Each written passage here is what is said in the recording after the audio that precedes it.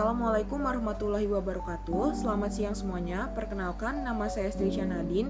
Saya di sini sebagai moderator dari kelompok Metode Biaya Persediaan dalam Sistem Periodik. Kelompok ini beranggotakan 16 orang yang diketuai oleh Ilham Marvindo. Di sini kami akan mempresentasikan materi tersebut dan kami akan membacakan materi tersebut satu persatu. Yang pertama-tama akan dibacakan oleh Ilham Marvindo. Untuk Ilham Marvindo, dipersilakan. Metode biaya persediaan dalam sistem periodik. Dalam sistem periodik, perusahaan melakukan perhitungan persediaan secara berkala untuk menentukan harga pokok penjualan. Metode biaya persediaan memainkan peran penting dalam menghitung nilai persediaan akhir dan harga pokok penjualan yang akurat. Pengertian sistem periodik. Pemeriksaan berkala. Dalam sistem periodik, stok barang diperiksa dan dicatat secara berkala, biasanya setiap minggu atau bulan. Menghitung nilai akhir. Nilai persediaan akhir dihitung berdasarkan stok fisik pada akhir periode, bukan berdasarkan catatan harian. Fleksibilitas. Sistem periodik memberikan fleksibilitas dalam pengelolaan persediaan, tetapi membutuhkan lebih banyak usaha untuk mencatat dan menghitung stok. Selanjutnya, metode biaya persediaan ada 3. Yang pertama, metode FIFO, metode LIFO, dan metode biaya rata-rata. Metode FIFO yaitu barang yang dibeli lebih awal akan dijual atau digunakan lebih dahulu. Yang kedua, metode LIFO, barang yang dibeli terakhir akan dijual atau digunakan lebih dahulu. Yang ketiga, metode biaya rata-rata, biaya per unit dihitung berdasarkan rata-rata biaya per unit dari seluruh persediaan. Selanjutnya itu ada metode FIFO, first in, first out. Metode FIFO mengasumsikan bahwa barang yang dibeli pertama kali akan dijual atau digunakan terlebih dahulu. Prinsip barang yang masuk pertama kali akan dijual atau digunakan terlebih dahulu. Harga pokok penjualan. Harga pokok penjualan dihitung berdasarkan harga pokok barang yang dibeli paling awal. Nilai persediaan. Persediaan akhir dinilai dengan harga pokok barang yang dibeli paling akhir. Cocok untuk perusahaan yang menjual produk dengan umur simpan yang relatif singkat. Contoh penerapan metode FIFO. Persediaan awal dan pembelian barang 127B pada bulan Januari adalah sebagai berikut. Kemudian, perhitungan fisik pada tanggal 31 Januari menunjukkan terdapat sisa persediaan sebanyak 800 unit. Dengan menggunakan metode FIFO, biaya sisa persediaan pada akhir periode berasal dari biaya perolehan paling akhir. Biaya 800 unit dalam persediaan akhir pada tanggal 31 Januari dihitung sebagai berikut.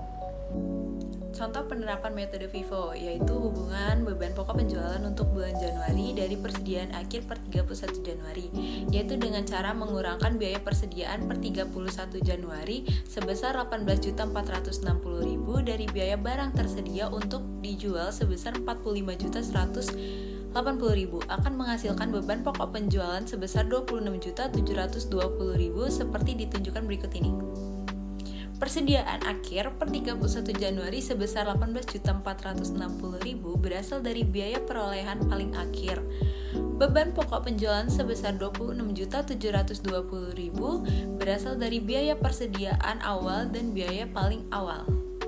Tampilan 6 merupakan hubungan beban pokok penjualan untuk bulan Januari dan persediaan akhir per 31 Januari. Metode LIFO, last in, first out. Metode ini mengasumsikan bahwa barang yang dibeli terakhir akan dijual atau digunakan terlebih dahulu. Prinsip nilai persediaan.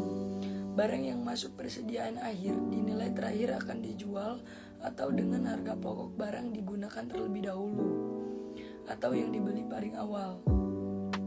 Harga pokok penjualan. Harga pokok penjualan dihitung berdasarkan harga pokok barang yang dibeli paling akhir. Cocok untuk perusahaan yang menjual barang dengan risiko keusahaan paling tinggi. Selanjutnya adalah contoh penerapan metode LIFO. Jika ada 100 unit barang dengan harga Rp10.000 per unit, kemudian dibeli 50 unit dengan harga Rp12.000 per unit, maka nilai persediaan akhir dihitung berdasarkan 50 unit terakhir. Metode biaya rata-rata. Metode biaya rata-rata menghitung harga pokok persediaan dengan cara membagi total harga pokok barang yang tersedia dengan jumlah unit yang tersedia. Prinsip biaya per unit dihitung berdasarkan rata-rata biaya per unit dari seluruh persediaan. Nilai persediaan akhir dinilai dengan biaya rata-rata per unit. Harga pokok penjualan dihitung berdasarkan biaya rata-rata per unit. Cocok untuk perusahaan dengan jenis produk yang beragam dan perubahan harga yang relatif stabil. Oke, selanjutnya ada contoh penerapan metode biaya rata-rata. Nah, biaya unit rata-rata tertimbang ini dapat dihitung dengan cara biaya rata-rata tertimbang sama dengan total biaya unit yang tersedia untuk dijual dibagi dengan unit tersedia untuk dijual. Nah, sebagai contohnya di sini ada data untuk barang 127B, yaitu biaya rata-rata tertimbang sama dengan total biaya unit yang tersedia untuk dijual, yaitu 45.180.000 dibagi dengan unit tersedia untuk dijual, yaitu 2.100 unit, yaitu hasilnya 21.510 unit. Di sini saya akan menjelaskan contoh penerapan metode biaya rata-rata. Biaya persediaan akhir 31 Januari adalah sebagai berikut.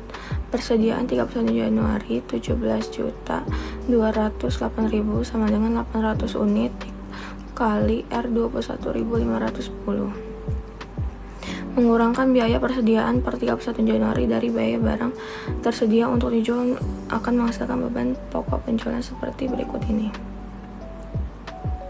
Persediaan awal 1 Januari 20 juta.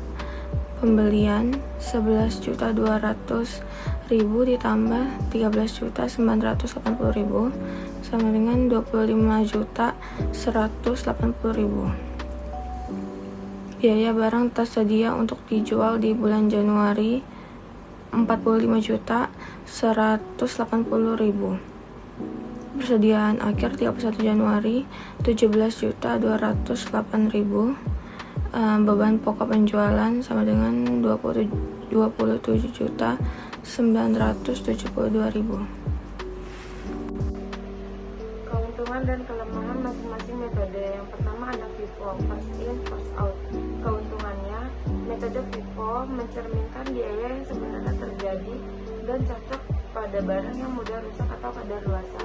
Kelemahannya, metode FIFO menghasilkan laba yang lebih tinggi pada saat harga naik sehingga menimbulkan beban pajak yang lebih besar. LIFO, last in first out. Keuntungan metode LIFO menghasilkan laba yang lebih rendah saat harga naik sehingga beban pajak juga lebih kecil. Kelemahannya, metode LIFO tidak mencerminkan biaya yang sebenarnya terjadi dan kurang tepat untuk barang yang mudah rusak atau kadaluarsa.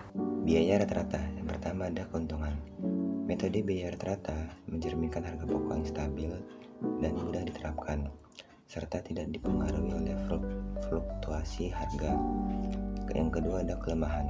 Metode biaya rata-rata tidak mencerminkan biaya yang sebenarnya terjadi pada periode tertentu.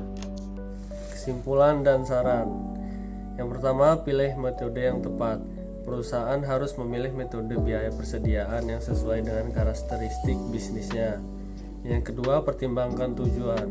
Metode yang dipilih harus mendukung tujuan perusahaan seperti menghitung pajak, mempertahankan margin atau mengelola keuangan. Dan yang terakhir, terapkan konsisten.